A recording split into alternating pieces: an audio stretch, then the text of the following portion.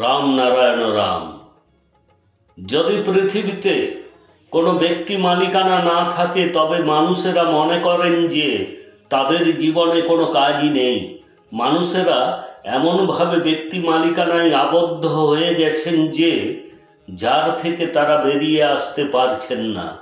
একটু ভাবুন, আমরা কি ব্যক্তি মালিকানার কারণে সঠিক পথটি পেয়েছি?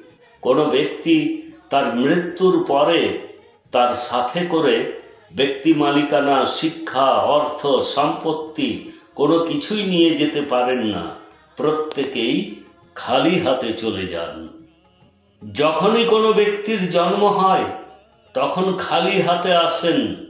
সমস্ত ধর্মের সন্তান জন্মগ্রহণ করার সময় কোনো ধর্মের নাম নিয়ে জন্ম নেয় না। প্রত্যেকেই কান্নাকাটি করে জন্মগ্রহণ করে। তাহলে পৃথিবীতে এতগুলো ধর্ম কোথা থেকে এলো? প্রায় 400টি ধর্মের সমস্ত রক্ষকদের বা ঠিকাদারদের জিজ্ঞাসা করুন, তাদের আসল ঈশ্বর আল্লাহ গডের নাম কি? তারা কেউ বলতে পারবেন না। মহাকাশ আমাদের ঘরবাড়ি, মহাকাশই আমাদের আসল পিতামাতা। মানুষ কখন এই কথা বুঝতে পারবে?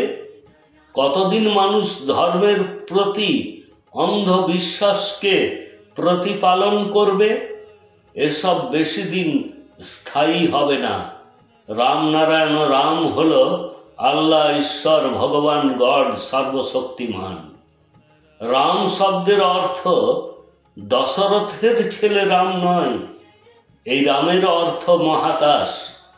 মহাকাশ থেকেই জন্মগ্রহণ করেছে সমস্ত নক্ষত্র, গ্রহ, তারা, নক্ষত্র মণ্ডল, যা হলো নারায়ণ।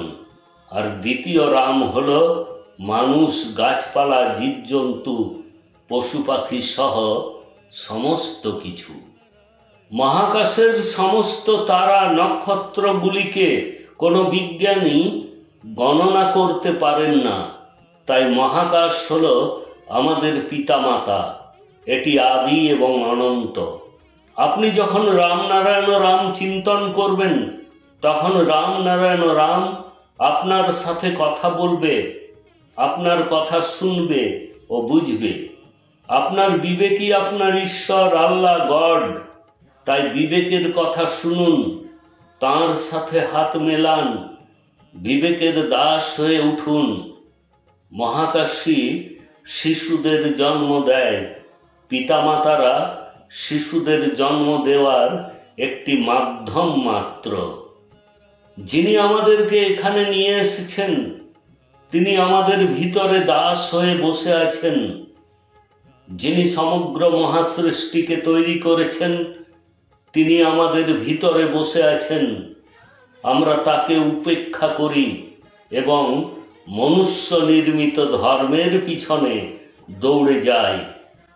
আপনি যদি এগিয়ে যেতে চান তবে আপনাকে প্রকৃতির ধর্ম মেনে চলতে হবে।